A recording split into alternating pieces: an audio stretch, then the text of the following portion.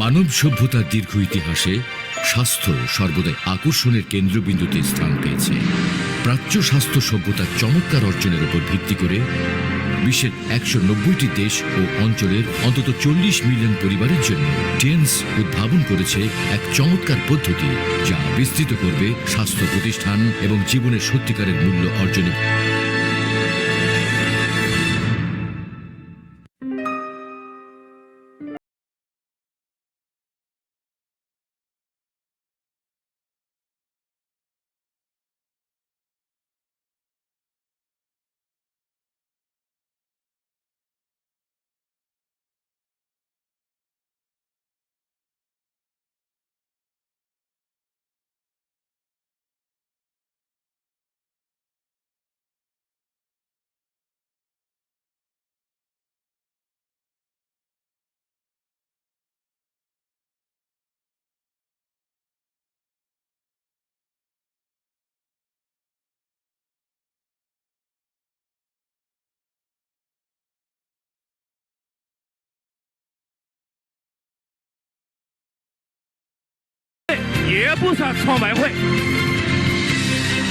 বিচিত্র শিল্প বিন্যাসই হল টেন্সের বৈশ্বিক উন্নয়নের ভিত্তি।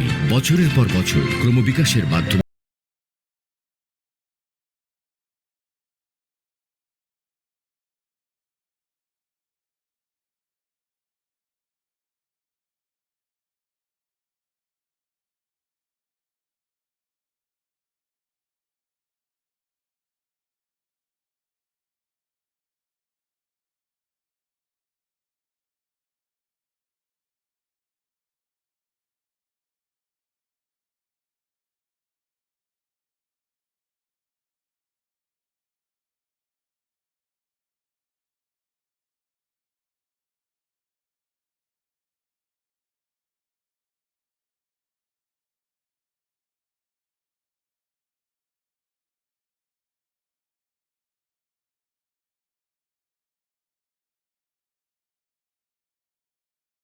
যোগ্য স্বাস্থ্য সুরক্ষা, ঐতিহ্যগত চীনা স্বাস্থ্য বিজ্ঞানের আলোকে স্বাস্থ্যসেবা যন্ত্রপাতিগুলো অনন্য প্রযুক্তির মাধ্যমে স্বাস্থ্য সুরক্ষা সহযোগিতা করছে। প্রাকৃতিক নির্যাস এবং উন্নত প্রযুক্তির সমন্বয়ে তৈরি হচ্ছে স্কিন প্রোডাক্ট সমূহ। স্বাস্থ্যসম্মত ও আরামদায়ক জীবনযাপনের জন্য টিএনসের রয়েছে ডিকো গৃহস্থালী পণ্য, যা পরিবেশ বান্ধব, সুলভ।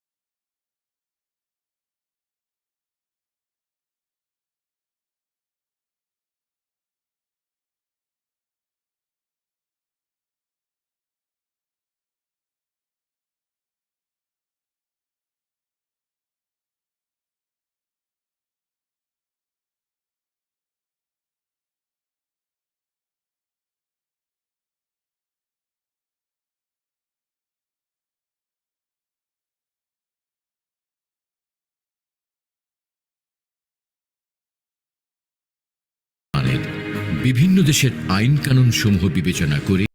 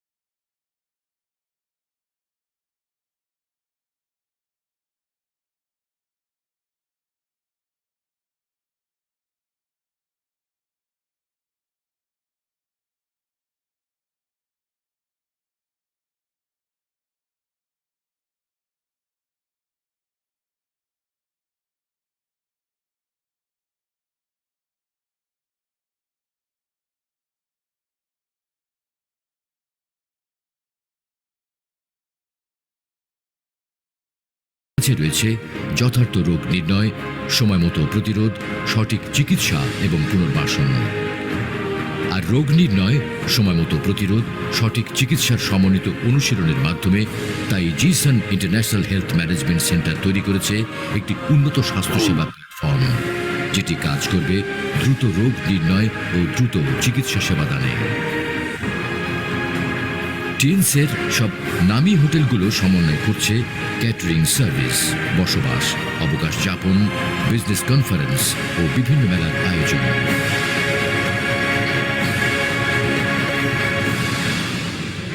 2016 সালে উন্নীত করেছে ওয়ান বডি মাল্টিপল উইং নামক ব্যবস্থাপনা পদ্ধতি, যেখানে প্রধান বডি হিসেবে কাজ করবে স্বাস্থ্য পণ্যের ডাইরেক্ট সেলিং। টিএনস গুরুত্বপূর্ণ প্ল্যাটফর্মগুলোর মধ্যে রয়েছে তাই জিসান হসপিটাল,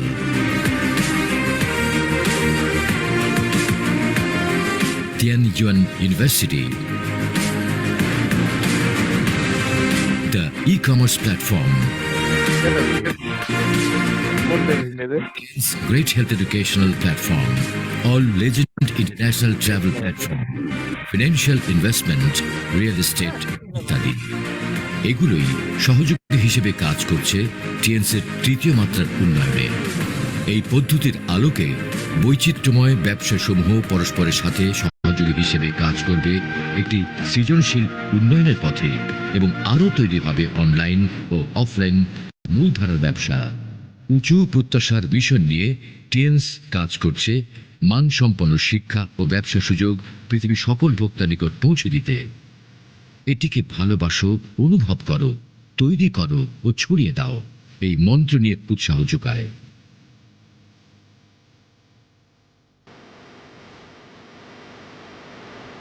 একই সাথে দাতব্যমূলক কাজ যেমন শিক্ষা ও পরিবেশ সহ নানান ক্ষেত্রে অবদান রাখার মাধ্যমে কর্পোরেট সিটিজেনদের দায়িত্ব পালন করছে। এই সেবায় আরএমবি 1.5 বিলিয়নের অধিক বাজেট দেওয়া হয়েছে।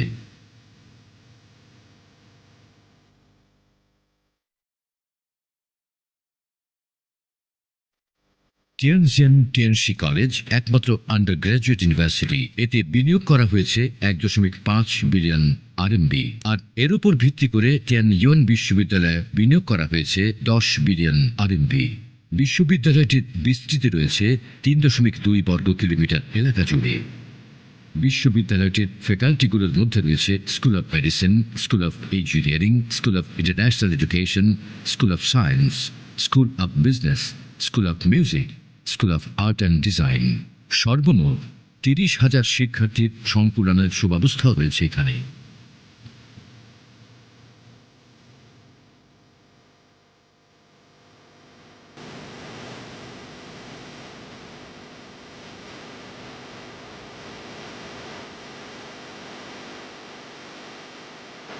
第3次创业叫提速增量，更要提升方方面面的质量。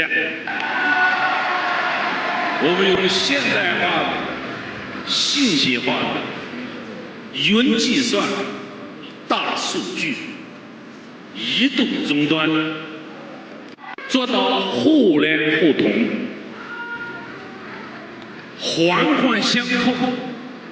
置换层层收入加厚，我们共同携起手来，实现自己的梦想，提升生活质量和品质，真正做到实现社会价值。আসুন হাতে হাত ধরে কাঁধে কাঁধ মিলিয়ে এগিয়ে যাই স্বপ্নের দিকে। অর্জন করি সুস্বাস্থ্য এবং নতুন করে রচনা করি মানব ইতিহাস। অর্জন করি সুস্বাস্থ্য এবং টিএনস ব্যবসা। সবাই অংশীদার হই এই মহা আয়োজনের মহৎ স্বাস্থ্য ব্যবসায়। অর্জন করতে উজ্জ্বল এক ভবিষ্যৎ টিএনসের সাথে, টিএনসকে সাথে নিয়ে।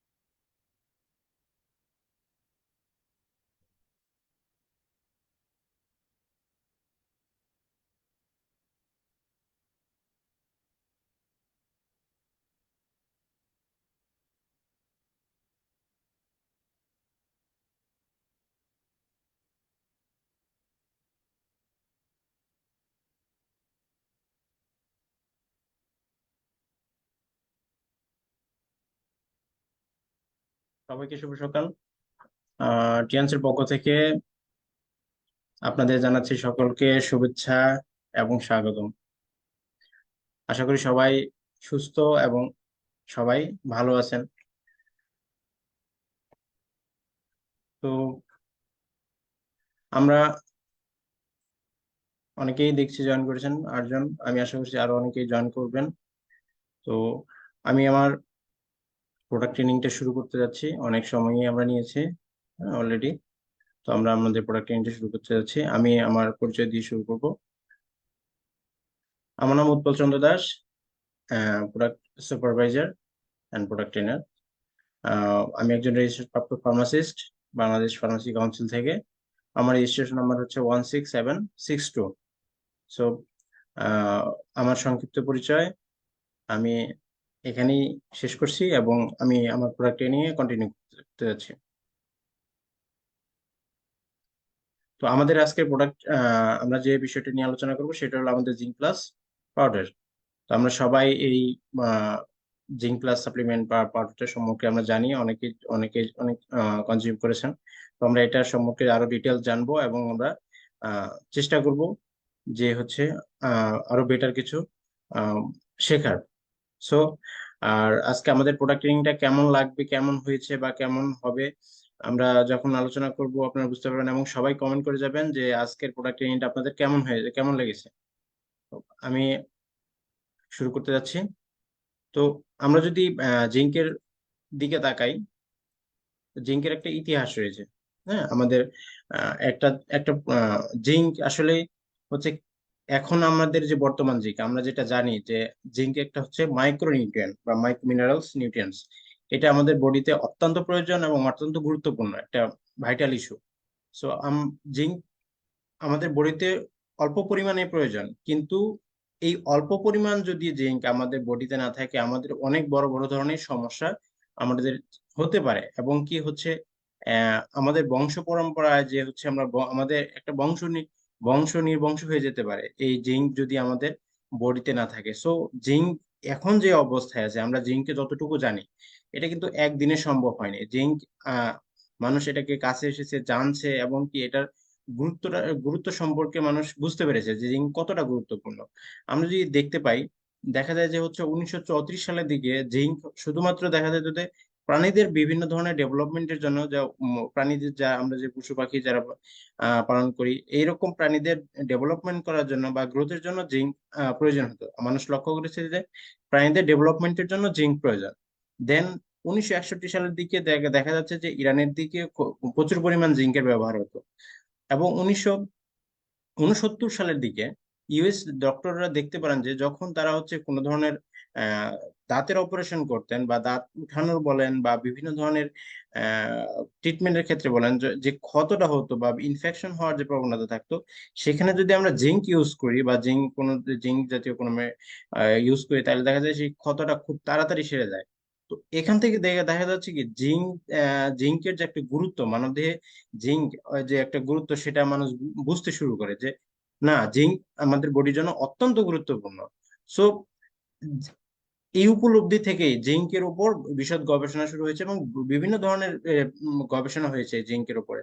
এবং আমরা আস্তে আস্তে জানবো যে আসলে জিঙ্ক, এই যে গবেষণার ফলে যে জিঙ্কের যে গুরুত্বটা সেটা কতটুকু গুরুত্বপূর্ণ, সেটাই আমরা আস্তে আস্তে জানবো। এবং 1980 সালের দিকে আমরা যদি দেখতে পাই যে 1980 সালের দিকে এই জিঙ্ক, যে আমাদের হচ্ছে আহ বংশ পরম্পরায় আমাদের যে জিন যে জিন ডেভেলপমেন্টের জন্য যে জিঙ্কের একটা গুরুত্বপূর্ণ ভূমিকা রয়েছে, ডিএনএ ডেভেলপমেন্টের জন্য যে গুরুত্বপূর্ণ একটা ভূমিকা রয়েছে, সেটা আমরা পেয়ে যাই।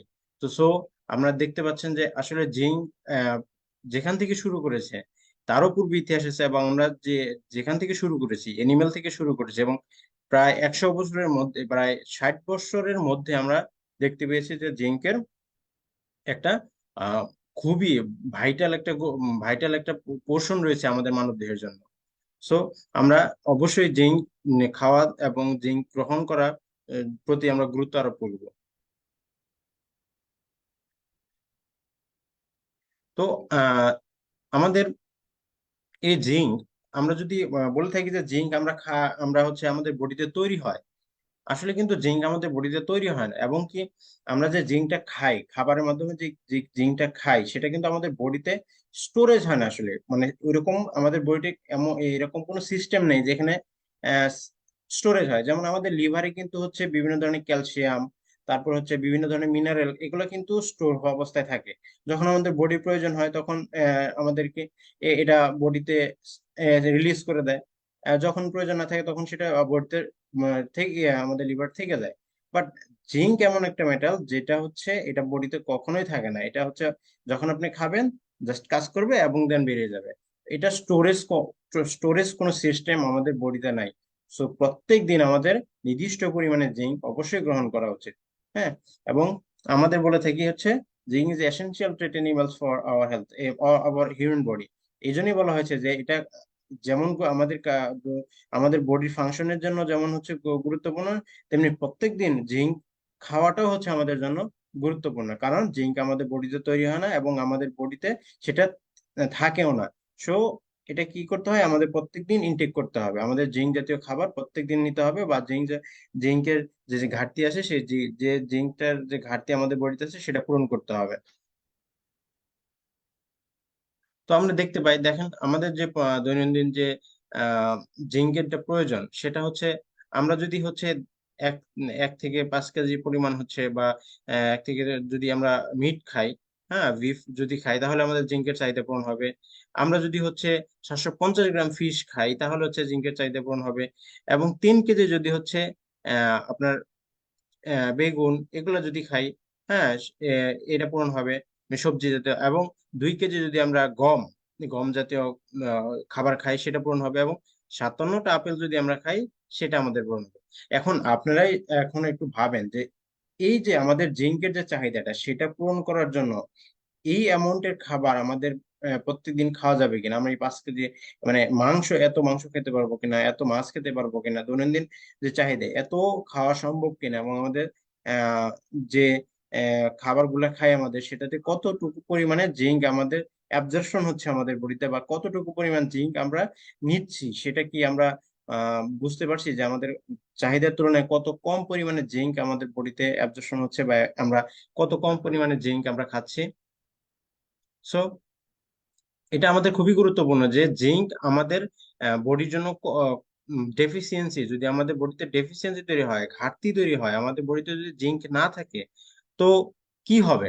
আমরা জানি যে হচ্ছে জিঙ্কের ঘাটতি, যেহেতু প্রত্যেক দিন আমাদের জিঙ্ক নিতে হয়, তাহলে সেটা হচ্ছে বাচ্চা থেকে শুরু করে নিয়ে বৃদ্ধ বয়স পর্যন্ত, অ্যাডাল্ট পর্যন্ত সবারই হচ্ছে জিঙ্কের প্রবলেম হতে পারে যদি কেউ আমরা জিঙ্ক ইনটেক না করি।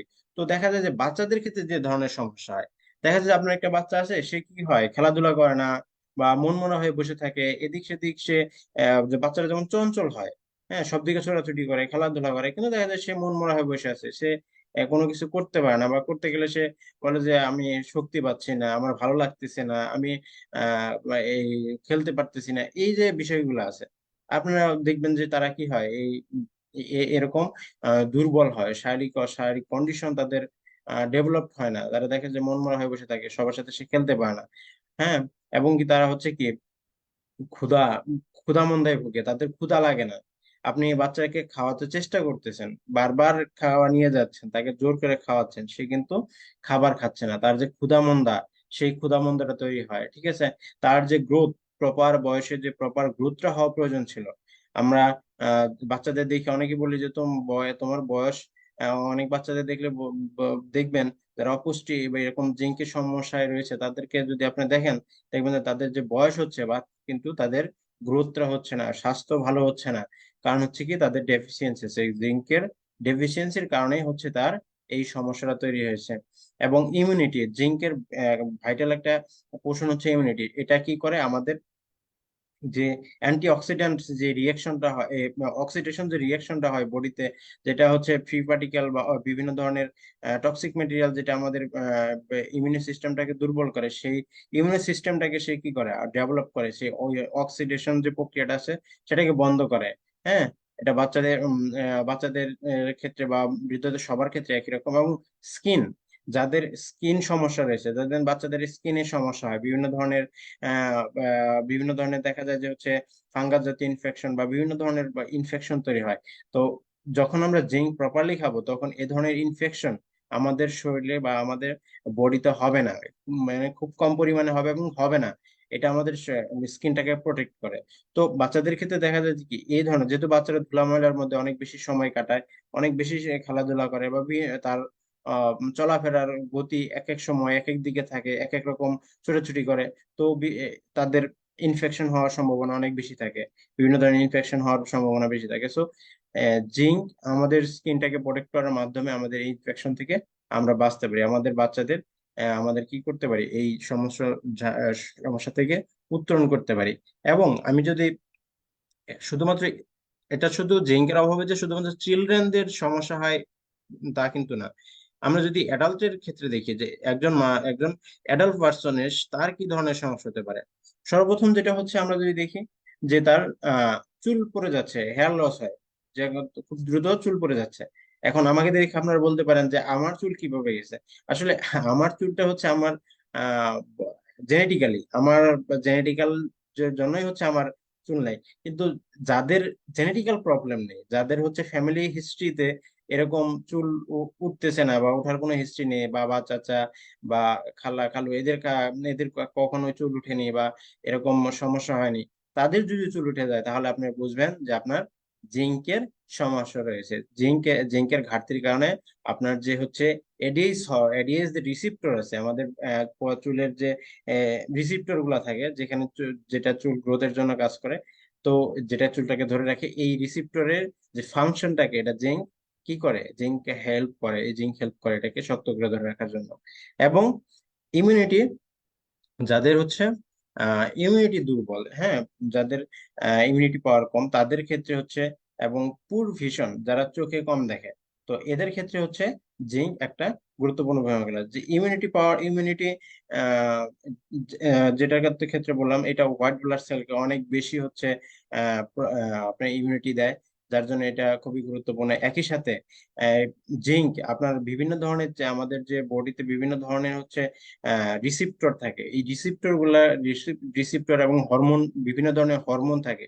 এই হরমোনের কাজগুলাকে আহ, ত্বরান্বিত করার জন্য, যেহেতু এই হরমোনগুলা ঠিকভাবে কাজ করতে পারে, বিভিন্ন যে পোর্শনে গিয়ে তার কাজ করার কথা ছিল সেই পোর্শনটাতে যেতে পারে, এই জন্য বিভিন্ন ধরনের চ্যানেল থাকে, এই চ্যানেলগুলো পাস করে এই কাজগুলো করতে হয়। তো এই চ্যানেলগুলো অপারেট করে বিভিন্ন ধরনের মেটাল, তার মধ্যে জিঙ্ক অন্যতম। এবং জিঙ্ক কি করে, এই এই হরমোন বা বিভিন্ন ধরনের যে কেমিক্যাল গুলো আছে, এই কেমিক্যাল গুলাকে কি করে, সে সে এক জায়গা থেকে আরেক জায়গায় পাস করার জন্য রিসিপ্টর গুলাকে খুলে দেয়, এবং সে এই কাজটা করে থাকে। এবং আমাদের বডিতে সেলে, বিশেষ করে সেলের কথা বলবো, সেলের ফাংশনের ক্ষেত্রে, প্রত্যেকটা সেলের, আমাদের বডিতে প্রতিটা সেলের ফাংশনের ক্ষেত্রে জিঙ্ক গুরুত্বপূর্ণ ভূমিকা পালন করে। জিঙ্ক ছাড়া কোনো সেল চলতে পারবে না, জিঙ্ক লাগবেই প্রতিটা সেল। তার হচ্ছে বিশেষ করে যদি আমি বলি, সেলের যে বিভাজন হয়, হ্যাঁ, আমরা জানি যে আমরা একটা সেল থেকে দুইটা সেল, দুইটা থেকে চারটা, আমরা যখন জন্মগ্রহণ করছি তখন এক সেল থেকে দুই সেল, দুই সেল থেকে চার সেল, এভাবে কোষ বিভাজনের মাধ্যমে আমরা এই বর্তমানে যে আমাদের শরীর সেটা গঠিত হয়েছে। তো সেই সেল বিভাজনের জন্য হচ্ছে জিঙ্ক প্রয়োজন। তো জিঙ্ক যদি আমাদের সেলে না পৌঁছায়, সেলে যদি না পৌঁছাতে পারে, তাহলে সেটা আমাদের গ্রোথ হবে না, আমার সেলটা বিভাজিত হবে না, সেলটা মারা যাবে অদূর ভবিষ্যতে।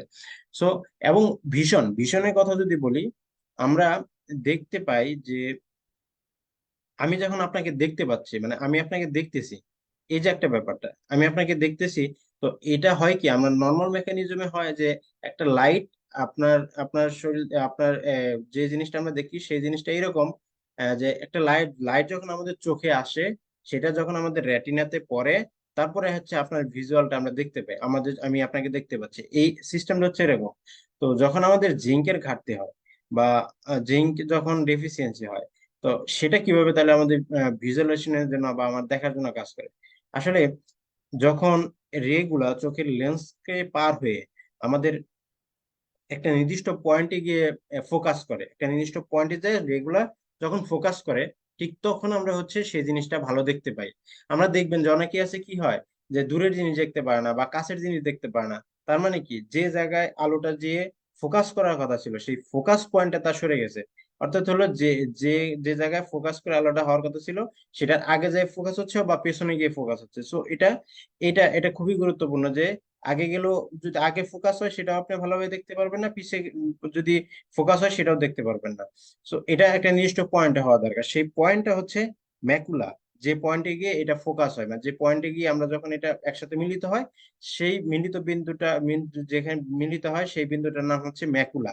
এই ম্যাকুলা হচ্ছে আমরাকে স্পষ্ট ভিজুয়ালাইজেশনের জন্য দায়ী। এখন যদি আমরা, যখন আমরা টিনেজ থাকি বা কম বয়স থাকি, তখন এটা আমাদের কোনো সমস্যা তৈরি করে না বা এটা নর্মাল থাকে। কিন্তু আস্তে আস্তে যখন হচ্ছে আমাদের ডে বাই ডে, যখন বৃদ্ধ হই, আমাদের বয়স যখন বাড়তে থাকে, তখন দেখা যায় কি, যে এই ম্যাকুলাটা দুর্বল হতে থাকে আস্তে আস্তে। এই ম্যাকুলার যে কার্যক্রমটা থাকে সেটা দুর্বল হতে থাকে। তো এই ম্যাকুলাটাকে আমরা যদি বলি যে এটা প্রিভেন্ট করব, তা না, এটা ম্যাকুলাটাকে প্রিভেন্ট না, এটা যখন আমরা জিঙ্ক রেগুলার গ্রহণ করব, তখন দেখা যাবে যে জিঙ্ক ওই ম্যাকুলাটাকে, যে ওর যে ক্যাপাসিটিটা ছিল, এটা হয়তো 30 বছর পরে সেটা আস্তে আস্তে তার কার্যক্ষমতা নষ্ট হতো, সেটা দেখা যাবে না, আরো দীর্ঘ হবে। যখন আমরা জিঙ্ক প্রপারলি গ্রহণ করব, তখন এই ম্যাকুলার যে কার্যক্রমটা সেটা আরো পিছিয়ে নেওয়া যাবে, সে আরো লং করা যাবে, যে এটা আমার চোখের সমস্যাও যদি হয় সেটা আরো 10 বছর 15 বছর পর হবে। এই কাজটা জিঙ্ক কিন্তু করে থাকে। সো যাদের চোখের সমস্যা আছে এরকম, তাদের জন্য জিঙ্ক গ্রহণ করাটা কিন্তু অত্যন্ত গুরুত্বপূর্ণ। এবং জিঙ্কের অভাবে আমাদের কি হয়, আমাদের যে হচ্ছে স্বামী স্ত্রীর মধ্যে যে মিলন, সেই মিলনের ক্ষেত্রে দেখা যায় যে অনীহা তৈরি হয়। আমরা আমরা আমরা সঙ্গীকে ঠিকভাবে সময় দিতে পারবো না বা পারফেক্ট টাইম স্পেন্ড করতে পারবো না, সেই ক্ষেত্রে কিন্তু সমস্যা হয়। এবং আরেকটা সমস্যা হয় যেটা হচ্ছে যে আমাদের জিঙ্ক, আমাদের যে ডিএনএ, হ্যাঁ, আমাদের, আমরা জানি আমাদের শরীর, আমাদের গঠনের এককই হচ্ছে ডিএনএ। ডিএনএ ছাড়া কোনো কিছুই তৈরি হবে না। এবং ডিএনএ হচ্ছে আমি কেমন হব, আপনি কেমন হবেন, হ্যাঁ, প্রত্যেকটা মানুষ আলাদা আলাদা আলাদা আলাদা হওয়ার পিছনে কারণ হচ্ছে এই ডিএনএ। ডিএনএ স্ট্রাকচারটাই বা ডিএনএ এর মধ্যেই আছে সকল ধরনের মেসেজ, যে আপনার শরীরটা কেমন হবে, আপনার বডিটা কেমন হবে, আপনি কখন আপনার চুল পাকবে, কখন আপনার ই হবে, এগুলো সবগুলো মেসেজ এখানে থাকে। তো জিঙ্ক কাজটা করে কি, এই ডিএনএটাকে শক্তিশালী করে। এই ডিএনএ যদি ডিএনএ যদি দুর্বল হয় সেটা যদি দুর্বল হয়, তাহলে সেই সেই ডিএনএ যে বাচ্চাটা হবে, সেই বাচ্চাটাও কিন্তু আলটিমেটলি দুর্বল হবে এবং তার বিভিন্ন ধরনের সমস্যা তৈরি হতে পারে। যদি দুর্বল ডিএনএ এর মাধ্যমে যদি কোন বেবি আসে, তাহলে সেই বেবি কিন্তু বিভিন্ন ধরনের সমস্যা জন্ম থেকে হতে পারে এবং জন্মের পর থেকেও সেই সমস্যাগুলো ক্যারি করতে পারে। সো ডিএনএ ঠিক রাখার জন্য এবং ডিএনএ কাউন্ট বাড়ানোর জন্য বা ডিএনএ প্রোডাকশন বা বাড়ানোর জন্য জিঙ্কের ভূমিকা কিন্তু অত্যন্ত গুরুত্বপূর্ণ। এবং আপনি একটা সুস্থ একটা সুস্থ এবং সবল ডিএনএ তৈরি করতে জিঙ্কের ভূমিকা খুবই গুরুত্বপূর্ণ। আমরা জানি যে হচ্ছে আমাদের সবাই জানি যে একটা শুক্রাণু যখন ওভামকে ফার্টিলাইজ করে, তো একটা মাত্র শুক্রাণুই কিন্তু ফার্টিলাইজ করতে পারে। সো এই ফার্টিলাইজেশনের সময় যে আমাদের আহ, শুক্রাণুটা কিন্তু অনেক দূর পর্যন্ত যেতে হয় এবং একটা এনার্জির প্রয়োজন হয়। এই এনার্জিটাও কিন্তু হচ্ছে জিঙ্ক প্রোভাইড করে। জিঙ্ক এই শুক্রাণুটাকে সেই এনার্জিটা প্রোভাইড করে বিধায় আমরা সেই শুক্রাণুটা সবল হয় এবং সে এই কাজটা সম্পূর্ণ করতে পারে। সো আমরা বুঝতে পারতেছি যে হচ্ছে জিঙ্কের ভূমিকাটা আমাদের শুরু থেকে, অর্থাৎ জন্ম থেকে কতটা গুরুত্বপূর্ণ। জিঙ্কের অভাবটা যদি কারো হয়, তাহলে সেটা কতটুকু ক্ষতি হতে পারে আমাদের শরীরের জন্য, আমাদের নেক্সট প্রজন্মের জন্য। আমি কিন্তু বলবো না যে আমাদের শরীরের জন্য শুধু, মানে একটা জেনারেশন নষ্ট হয়ে যেতে পারে যদি হচ্ছে আপনার জিঙ্ক ডেফিসিয়েন্সি হয়ে থাকে। সো জিঙ্কের প্রতি কেয়ারফুল হবেন। এবং আরেকটা ভাইটাল বিষয় হচ্ছে যে জিঙ্কের অভাবে মেমোরি লস হয়। আপনার কি হয়, আপনার দেখবেন যে বাচ্চাদের অনেক সময় দেখা যায় কি তাদের অনেক কিছু মনে থাকে না, দেখবেন মনে থাকতেছে না। আপনি অনেক বেশি পড়াচ্ছেন, অনেক চাপ দিচ্ছেন, অনেক কিছু করতেছেন, বাচ্চা মনে থাকতেছে না। সে তাকে অনেক বেশি শাসন করতেছেন যে মনে থাকে না, কি অমুকের বাচ্চা তো একবার পড়লেই মনে থাকে, ও এত ভালো রেজাল্ট করে, এই করে সেই করে, তো আমার বাচ্চা পারে না। তো আপনাকে দেখতে হবে যে আসলে তার মধ্যে কোনো ধরনের ডেফিসিয়েন্সি আছে কিনা। যদি আপনার বাচ্চা মনে হয় যে হচ্ছে এরকম স্মৃতিশক্তি কম, বা সে ধরে রাখতে পারতেছে না, কালকে কালকের একটা জিনিস আজকে বলতে পারতেছে না, বা কালকের একটা জিনিস মনে করতে পারতেছে না, শুধু পড়ার বিষয় না, একটা ঘটনা ঘটে গেছে সেই বিষয়গুলো মনে করতে পারতেছে না, সেটা একটা সমস্যা। অনেক আছে যে আমরা যখন হচ্ছে যখন 30 40 পরে একটা সময় আসে যখন আমরা কি প্রিভিয়াস ঘটনাগুলো মনে থাকে না। অনেকের এই ধরনের সমস্যা থাকে যে 2 দিন আগে কি ঘটে গেছে সেই জিনিসটা মনে নাই। এক অফিসিয়াল কাজ করতেছেন আপনারা, একটা ফাইল রাখছেন 2 দিন আগে একটা সেলফে, অথচ তার 2 দিন পরে যদি আপনাকে জিজ্ঞেস করা হয়, আপনি বলবেন যে আমি তো জানি না, বা হচ্ছে আমার তো মনে নেই, বা আমি রাখি নাই। এই যে আপনার স্মৃতিশক্তিটা হচ্ছে কমে যাচ্ছে, এটা কিন্তু এই জিঙ্কের কারণে হচ্ছে। তো জিঙ্কটা কিন্তু খুবই গুরুত্বপূর্ণ আপনার দৈনন্দিন, আপনার জীবনে যদি হচ্ছে বিভিন্ন ধরনের কার্যক্রম গুলা থাকে, তার মধ্যে যে ভাইটাল কার্যক্রম গুলা, সেটাই কিন্তু জিঙ্ক ডেফিসিয়েন্সির কারণে সমস্যা তৈরি হতে পারে। সো আপনারা একটু কেয়ারফুল হবেন এই জিঙ্ক সেবনের ব্যাপারে, এবং সবাই জিঙ্ক জাতীয় খাবার, জিঙ্ক জাতীয় প্রোডাক্ট খাবেন। ঠিক আছে। তো আমরা দেখি যে একজন মানুষের কতটুকু জিঙ্ক প্রয়োজন। হ্যাঁ, রিকমেন্ডেড ডেইলি ইনটেক জিঙ্ক কতটুকু প্রয়োজন, যেমন 4 বছর যারা আছে, ফোর্থ 4 বছরের নিচে যারা আছে তারা 3 মিলিগ্রাম জিঙ্ক প্রত্যেকদিন খাবেন। যেমন 4 থেকে 8 বছর যারা আছেন তারা 5 মিলিগ্রাম খাবেন। এবং 9 থেকে 13 বছর বয়স পর্যন্ত যারা আছেন, যারা চিলড্রেন, তাদের 8 মিলিগ্রাম খেতে হবে প্রত্যেকদিন। আমি আগেই বলছি, জিঙ্ক কিন্তু হচ্ছে একটা মাইক্রো নিউট্রিয়েন্টস। হ্যাঁ, মাইক্রো মিনারেল নিউট্রিয়েন্টস বা মাইক্রো মিনারেল বলা হয়। মাইক্রো কথাটির অর্থ হচ্ছে অত্যন্ত ছোট বা ক্ষুদ্র। এটা ক্ষুদ্র হলে কি হবে, কিন্তু এটার কাজ বৃহৎ। ঠিক আছে। আমরা কেন জিঙ্ক বিশ্বব্যাপী কেন এত জনপ্রিয়, বা এত কেন সাপ্লিমেন্ট হিসেবে আমরা খাই, কেন কেন আমরা খাই এটা, যদি এটার বলি আমরা মাইক্রোনিউট্রিয়েন্ট, কিন্তু এটার কাজটা অনেক বেশি, বিধায় আমরা হচ্ছে এটাকে সাপ্লিমেন্ট আকারে আমাদের বডিতে নিতে হয়। এবং আরেকটা কাজ হলো যেটা জিঙ্ক আমাদের বডিতে থাকে না, আমাদের বাইরে থেকে নিতে হয়। সো জিঙ্ক এই জন্য আরো বেশি গুরুত্বপূর্ণ। ঠিক আছে। তো এবং প্রাপ্তবয়স্ক ওমেন যারা আছে তাদের ক্ষেত্রে হচ্ছে 9 গ্রাম নিতে হয় প্রত্যেক দিন। এবং মেল যারা আছে, পুরুষ যারা আছে, তাদেরকে 11 গ্রাম নিতে হয়।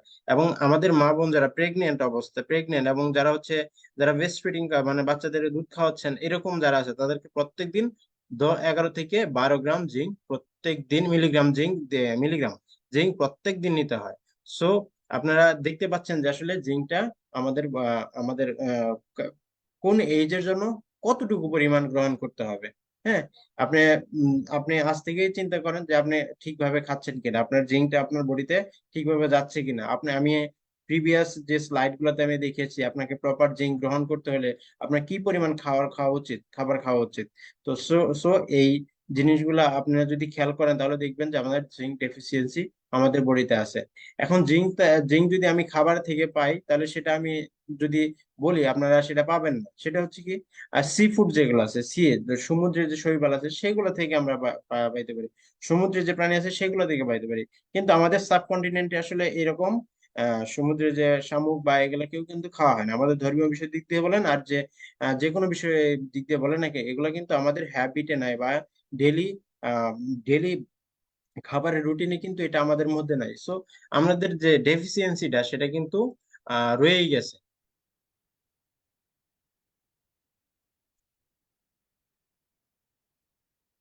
ঠিক আছে। তো আপনারা বুঝতেই পারছেন তাহলে যে জিঙ্কের প্রয়োজনটা কতটুকু গুরুত্বপূর্ণ।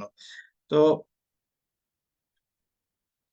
আমরা দেখব যে আসলে জিঙ্ক কি কি ধরনের আরো কাজ করে থাকে। আমাদের জিঙ্ক প্লাস পাউডার যেটা, সেটা দেখেন আমাদের ইমিউনি সিস্টেম বাড়ায়। আমি আগেই বলেছি যে আমার ইমিউনি সিস্টেম কিভাবে বাড়ায়, কারণ হলো জিঙ্ক আমাদের সেলের কার্যক্রম গুলোকে ত্বরান্বিত করার জন্য দরকার। এবং সেলের কার্যক্রম ত্বরান্বিত হলে কি হবে, আমাদের ইমিউনি সিস্টেমটা বাড়বে। এবং হোয়াইট ব্লাড সেল যেটা থাকে, সেটার ইমিউনিটি পাওয়ারটাকে বাড়ায়। বিভিন্ন ধরনের, আমরা যারা মেন্টাল ডিপ্রেশনে থাকি, হ্যাঁ, আমাদের যারা হচ্ছে বিভিন্ন ধরনের টেনশনে থাকেন, তারা যখন খাবেন, তখন এই মেন্টাল ডিপ্রেশনটা কমবে। ঠিক আছে, আপনার স্কিনটাকে প্রোটেক্ট করবে, আপনার যদি কোনো ধরনের হেপাটাইটিস বা এই ধরনের কোনো সমস্যা থাকে সেটাকে প্রিভেন্ট করবে। ঠিক আছে, আপনার বিভিন্ন ধরনের ফিজিওলজিক্যাল ডাইজেস্টিভ বা যদি আপনার কোনো ধরনের কি বলে হজমের সমস্যা হয়ে থাকে সেগুলোকে আপনার কাজ করবে, সেটার ব্যাপারে কাজ করবে। এবং আপনার কি করবে যে সেক্সুয়াল ডেভেলপমেন্ট সেটার ব্যাপারে যেই অনেক বেশি কাজ করে। ঠিক আছে, ওভারঅল আমি বলবো যে আমাদের ওভারঅল যে বডি ফাংশনের যে মেকানিজম গুলা, প্রত্যেকটা মেকানিজমে জিঙ্ক প্রবেশ করে এবং প্রত্যেকটা মেকানিজমে সে ভালো কাজ করে।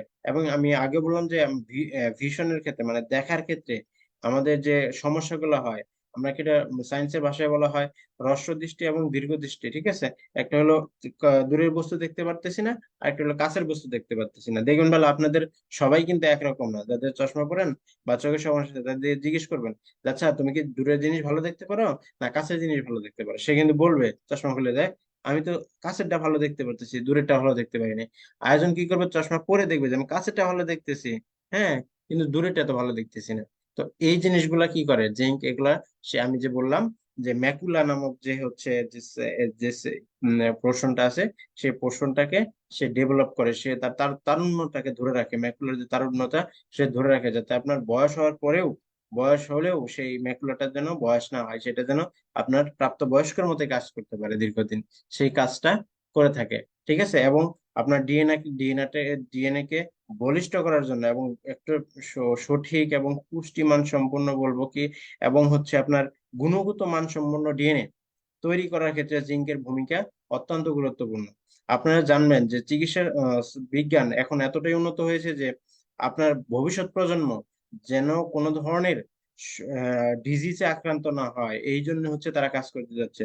সেজন্য তারা কি করতে যাচ্ছে, তারা কাজ করতেছে এইভাবে যে মেডিকেল সায়েন্স এভাবে কাজ করতেছে যে আপনার ডিএনএ, এমন একটা ডিএনএ সিলেকশন করবে তারা, আমরা টেস্ট টিউবের নাম অলরেডি শুনেছি, তারা কি করবে এই শুক্রাণু নেবে এবং তারা এমন একটা ডিএনএ কে সিলেক্ট করবে যে ডিএনএ কোনো ধরনের অসুস্থতা নাই, তারা এটা দেখবে, পর্যালোচনা করে দেখবে যে সেই ডিএনএটা কোনো ধরনের সমস্যা নাই।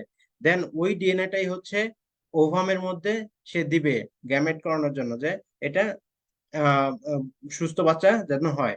তো সায়েন্স কিন্তু অনেক আগেই গেছে, তো আমাদের ক্ষেত্রে আমরা তো এতটা আগাতে পারিনি, আমাদের দেশ বলেন, আমাদের চিকিৎসা ব্যবস্থা এতটা উন্নত হতে পারে নাই। সো আমাদের কি করতে হবে, আমাদের যে যেন সঠিক এবং সুস্থ সবল একটা ডিএনএ তৈরি হয়, আমাদের ডিএনএ যেন সুস্থ সবল হয়, সেই ক্ষেত্রে কিন্তু জিঙ্কের গুরুত্ব, মানে জিঙ্ক খাওয়ার ক্ষেত্রে গুরুত্ব দিতে হবে।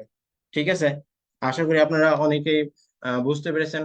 আমাকে কমেন্টের মাধ্যমে জানাবেন আসলে আপনাদের কেমন লাগতেছে এবং তথ্যগুলা কেমন লাগতেছে, এবং আহ, ভালো লাগতেছে কিনা সেটাও জানাবেন।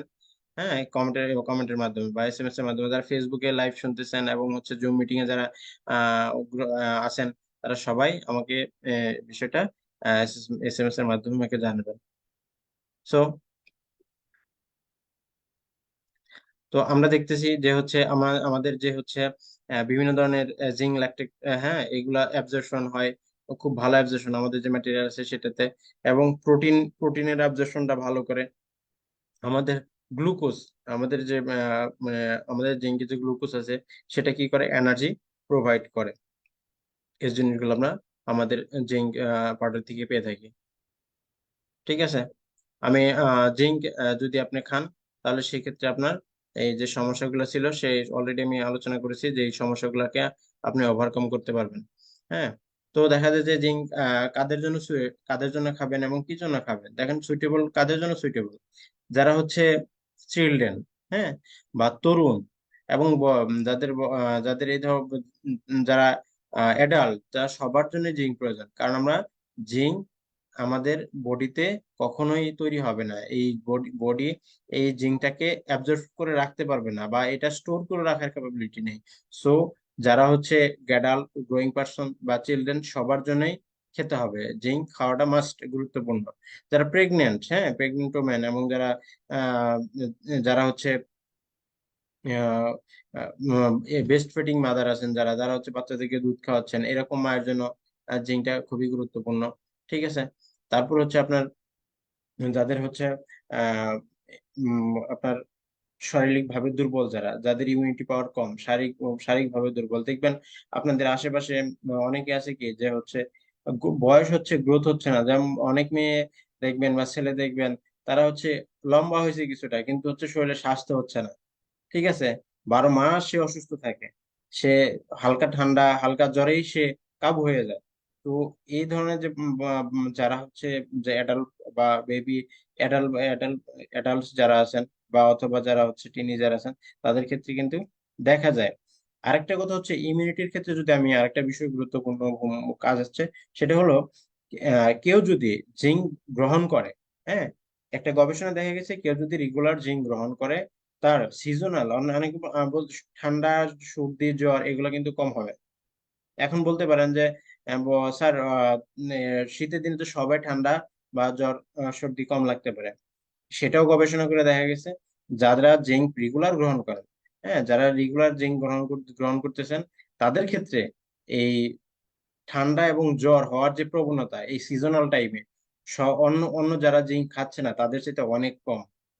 হ্যাঁ, যারা হচ্ছে জিঙ্কের পাশাপাশি বিভিন্ন ধরনের ক্যালসিয়াম, তারপরে হচ্ছে বিভিন্ন ধরনের মিনারেলস জাতীয় খাবার খাচ্ছে, মিনারেলস নিচ্ছেন, হ্যাঁ, ভিটামিন এ, ভিটামিন সি, হ্যাঁ, যারা নিচ্ছেন, যেমন আমাদের বিভিন্ন প্রোডাক্টে কিন্তু এই উপাদানগুলো অনেক আছে, স্পিরুলিনাতে আছে, এই উপাদানগুলো প্রচুর পরিমাণে আছে। তো এই ধরনের খাবার যারা খাচ্ছেন, জিঙ্কের সাথে যারা খাচ্ছেন, তাদের ঠান্ডা বা সিজনের সময় ঠান্ডা লাগার প্রবণতা অথবা জ্বর আসার প্রবণতাটা অনেকাংশে কমে যায়। এটা কিন্তু প্রুফড। আপনারা যদি চান, এটা কিন্তু আপনারা গুগলে সার্চ দিয়ে দেখবেন যে আসলে জিঙ্ক আমাদের, যদি রেগুলার জিঙ্ক আমরা খাই তাহলে আমাদের কোল্ড এন্ড ফিভারের জন্য কতটুকু কাজ করতে পারে, আপনারা সার্চ দিলে দেখবেন। ঠিক আছে, এবং আমাদের আহ, যে অ্যাবজর্পশন, গ্যাস্ট্রো ইন্টেস্টাইনাল অ্যাবজর্পশন, আমরা জানি যে খাবার যখন হচ্ছে হজম হয়, হ্যাঁ, খাবারটা যখন আমাদের পাকস্থলীতে আসে সেটা হচ্ছে কি প্রথমে ডাইজেস্টিভ সিস্টেমে যায়, সেখানে কি হয়, খাবারের যে হজমের প্রক্রিয়াটা সেটা সম্পূর্ণ হয়। যখন ডাইজেস্টিভ সিস্টেম শেষ হয়ে যখন ইন্টেস্টাইনে যায়, হ্যাঁ, গ্যাস্ট্রো ইন্টেস্টাইনে যায়, তখন যে খাবারের যে উপাদানগুলো ছিল সেখান থেকে কিন্তু অ্যাবজর্পশন হওয়া শুরু করে। হ্যাঁ, সেই অ্যাবজর্পশনের জন্য এই যে নিউট্রিয়েন্টস গুলো অ্যাবজর্পশনের জন্য আমি আগে বললাম যে কি বলে আপনাদের যে অ্যাবজর্পশনের জন্য যে বিভিন্ন ধরনের চ্যানেল থাকে, যে যার মাধ্যমে নিউট্রিয়েন্ট গুলো পাস করে আমাদের ব্লাডে আসবে, সেই চ্যানেল গুলার কাজ হচ্ছে এটাকে ওপেন করে দেয়। জিঙ্কের কাজ হচ্ছে সেই চ্যানেল গুলো ওপেন করে দিয়ে সেই নিউট্রিয়েন্ট গুলো আমাদের বডিতে নিয়ে আসা। এই কাজগুলাকে এই ত্বরান্বিত করার জন্য জিঙ্ক এই কাজগুলো করে থাকে। ঠিক আছে, তো আমরা যদি এটার ইউজটা দেখি, হ্যাঁ, তাহলে দেখবো যে আহ, একজন প্রাপ্তবয়স্ক লোকের দিনে 2টা করে, হ্যাঁ, সকালে এবং বিকালে একটা, এবং পরে সকালে একটা বিকালে একটা, 2টা স্যাসেট আমাদের জিঙ্ক পাউডার যেটা আছে সেটা দুই স্যাসেট খেলে আমাদের জিঙ্কের যে ঘাটতি সেটা মিটে যাবে। ওকে, তো সবাইকে ধন্যবাদ জানাচ্ছি আজকে যারা আমাদের প্রোডাক্ট ট্রেনিং অনুষ্ঠানে বা জুম মিটিং এ অংশগ্রহণ করেছেন এবং আমাদের আমার কথাগুলো ধৈর্য সহকারে শুনেছেন, তাদের সকলকে ধন্যবাদ জানাচ্ছি। এবং আপনাদের যদি কারো কমেন্টস থাকে সেটা আমাকে জানাবেন প্লিজ।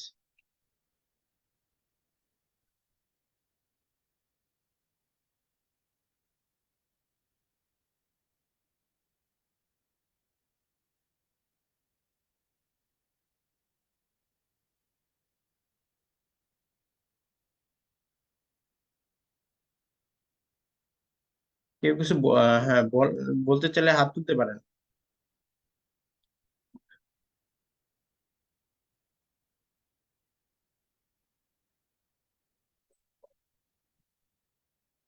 কেউ কিছু বলবে? আর অবশ্যই হচ্ছে আজকে প্রেজেন্টেশন বা আজকের জিঙ্ক নিয়ে যে তথ্যগুলো ছিল, সেই তথ্যগুলো আপনাদের কাছে কেমন লাগছে সেগুলোও শেয়ার করবেন। এবং কমেন্টস এর মাধ্যমে ফেসবুকে যারা শুনছেন, ফেসবুকে কমেন্টস করে যাবেন, এবং যারা জুম মিটিং এ অ্যাটেন্ড করছেন তারাও হচ্ছে কমেন্টস করবেন আশা করি। হ্যাঁ, সবাইকে ধন্যবাদ জানিয়ে, টিয়ান্সের পক্ষ থেকে ধন্যবাদ জানিয়ে সবাইকে শুভেচ্ছা এবং শুভকামনা জানিয়ে আজকের ট্রেনিং প্রোগ্রাম এখানেই শেষ করছি। Thank you.